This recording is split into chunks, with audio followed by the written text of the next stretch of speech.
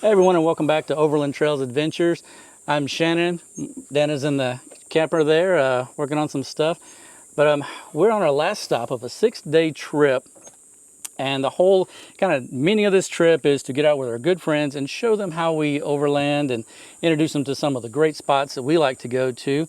And just to kind of give you an idea, the chronicling of this trip, we stopped in New Mexico first, and then we went to Arizona.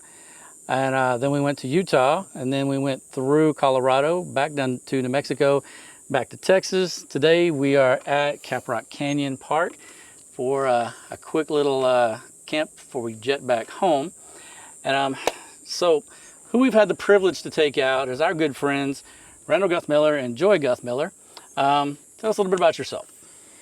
Well, as you know, my name is Joy Guthmiller. This is my husband, Randal. We have been married for 38 years. I own a dance studio and a t-shirt shop, and my husband is an insurance man. So we don't get very much time to go out into the wild. Mm-hmm. Absolutely. So what is your previous experience with camping throughout your lives? Well, good. So I grew up in Arkansas. I did a lot of backwoods camping, hiking, carry all your stuff on your back style camping. Did a lot of remote camping, what they now call dispersed camping. And just I've always been an avid outdoors person, camping. Once we got married, that was one of the first trips we did. I took Joy on a camping trip. She'd never been camping in her life. I'm a city girl, so the first time he took me out, I took a giant can of Raid with me because I saw a lot of bugs. Oh, I bet so. Yeah. But she got hooked. Yeah. So it was more of a traditional style camping where you go to some place, you camp out in a stay a couple of days, state park, couple of days, kind of a thing. Tent camp just on a pre-designed spot, just like most of your state parks have. Gotcha. And that's the way we started out too, and loved it. Bought the big tents and took the kids out and hung out a while, and really enjoyed just being outdoors. For this being your first big overlanding experience, what do y'all think so far? Well, I really liked it. I like having the, being able to get out into the wild, the less traveled path. That's one of the things I like about it.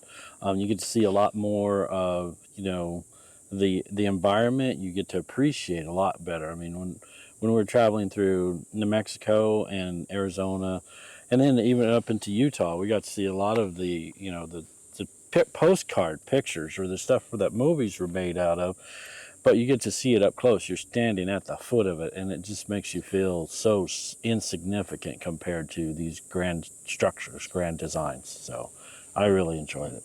Yeah. Absolutely. So the first place we stopped at was obviously just a quick camp in New Mexico, but the first cool place we went to was the Meteor Crater in Arizona. What do you think about that? That was a lot massive than what I expected it to be. When you think of a meteor crater, I was thinking of something small that you look at, but that thing was huge. And being that close to it was just, it was just amazing, and learning the history of it and how it was discovered and how things have evolved around it and everything. It was not only educational, that was a life experience. That was a true something that was going to contribute to our memory when we get older, and something we can share later on. Absolutely. And then from there we found a hip camp spot and camped there for the night in the middle of a field.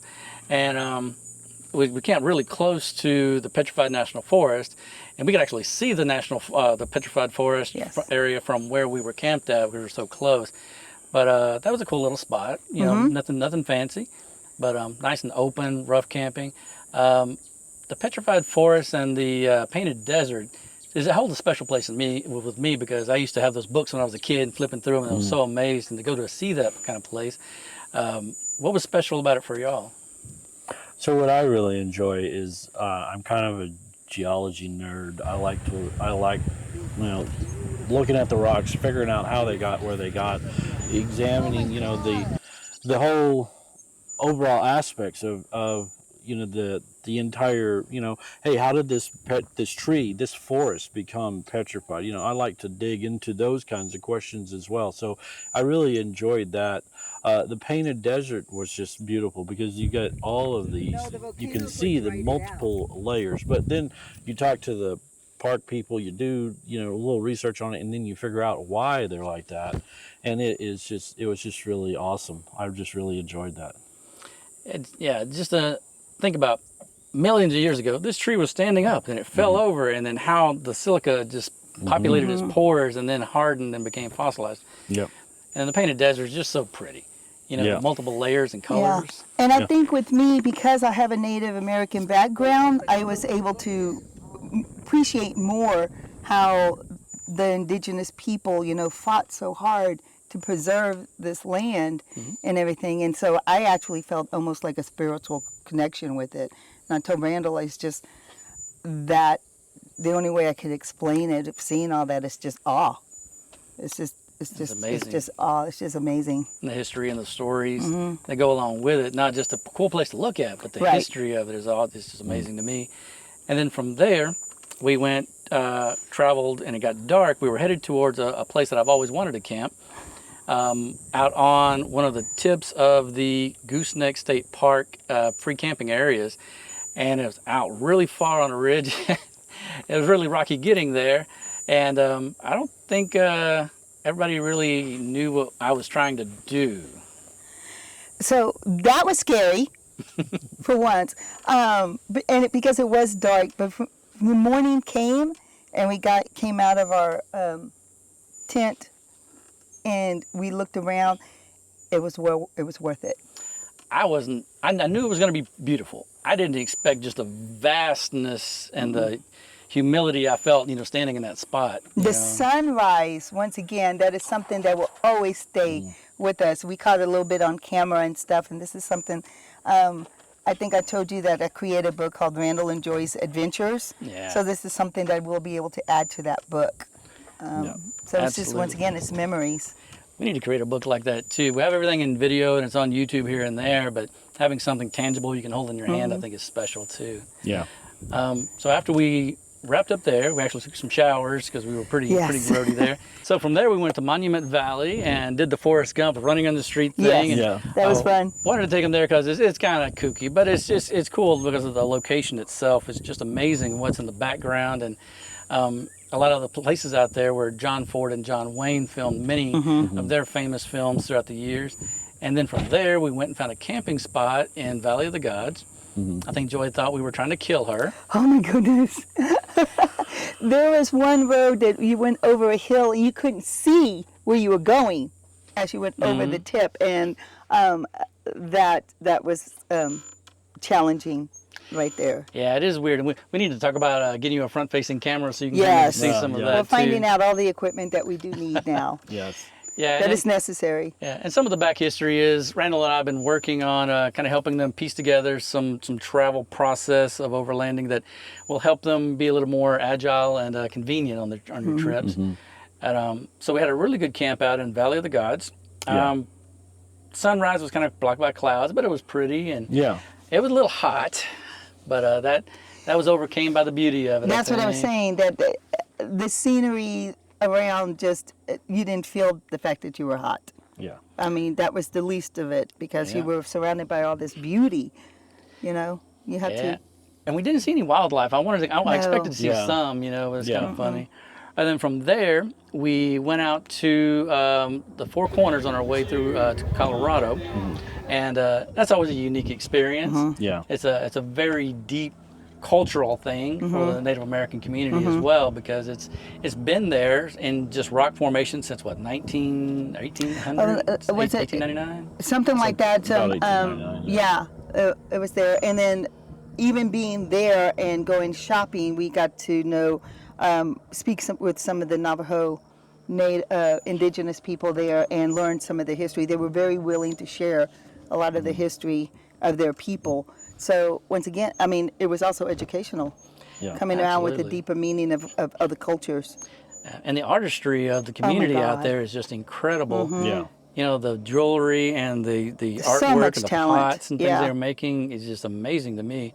And I am not crafty at all, but to sit there and watch, like the one guy, etching the pot with the eagle, and it's like, it looks like a real eagle. Yeah. Yeah. It was I was telling amazing. Randall, even just to have just the patience to do just the details on some of these potteries, I mean, that is true what an artist is. It's just the patience that goes along with whatever they're putting their art on. Absolutely. And I think the Native American culture itself, not only just their art, is very undervalued and underappreciated in America. Not a lot of people are educated about it too, and I think a lot of places like that help that. It's like, hey, come in to see the cool four corners, you know, be in 4 states at one time, but you also get a little education around it. That was Yeah. really cool.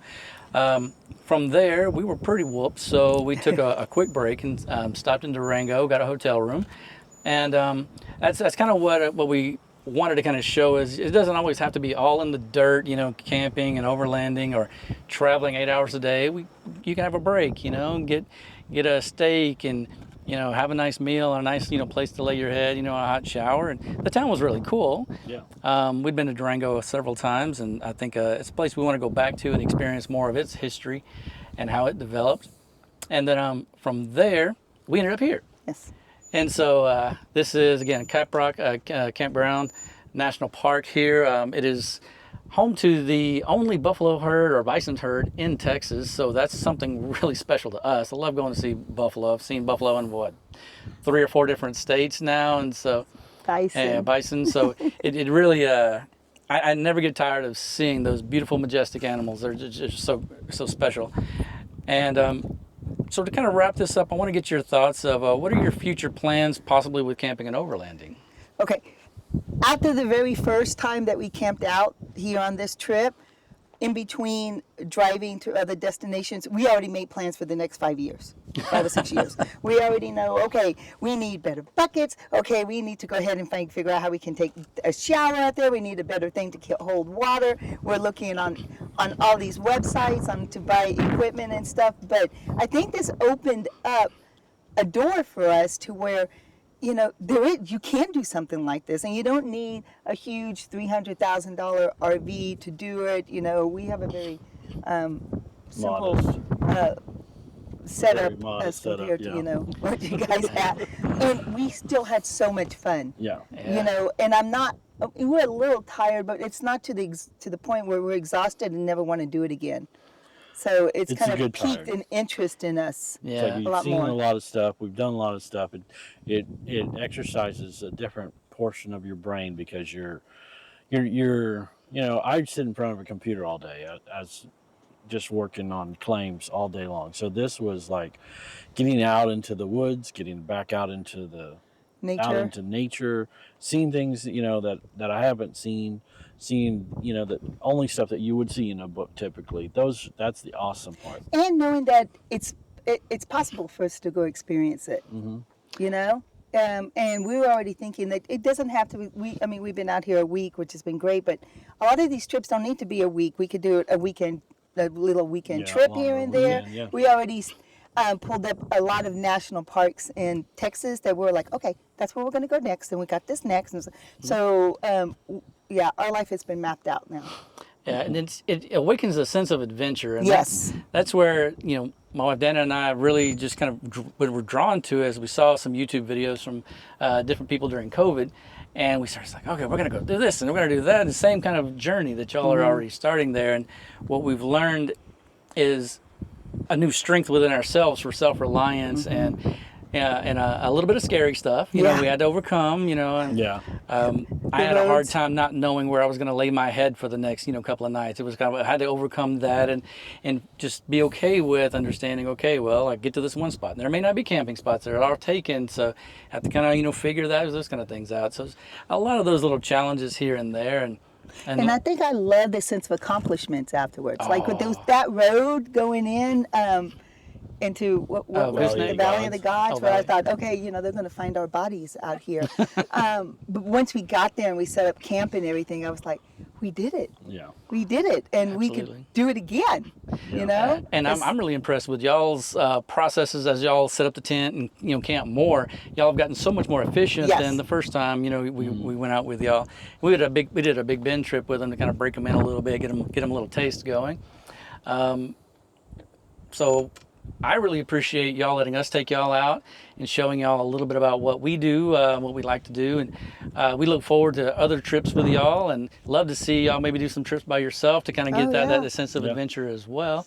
And just more down the road kind of stuff. And, you know, life's short, you know, to be able to get out and do this type of thing before you're too old to be able to get out and kind of do it. That's kind of a motto I picked up a while back is, if not now, then when? Because now and then and when is just always a question. I've heard of people like work all their lives and then buy an RV and they retire and then they pass away in a short amount of time. It's like they didn't really get to enjoy a lot of that life.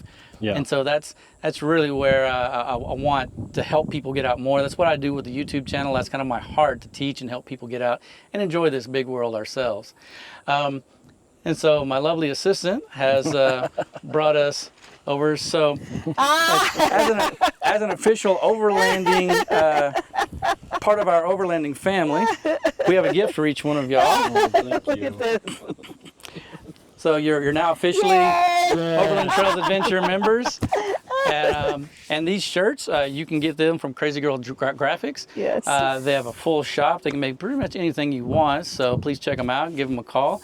And they do custom work, shirts, mugs, things like that. So they're always ready to help you out and doing some style stuff yourself.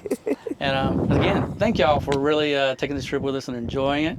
Oh, it's a blast. And thank you for inviting us. It's was a been lot of wonderful. Absolutely. We have a passion and we love to share it with you. And more trips to come. And we'll see y'all down the trails. And those aren't really yours. I've got to have those. Oh, man. It was just a prop. Yeah.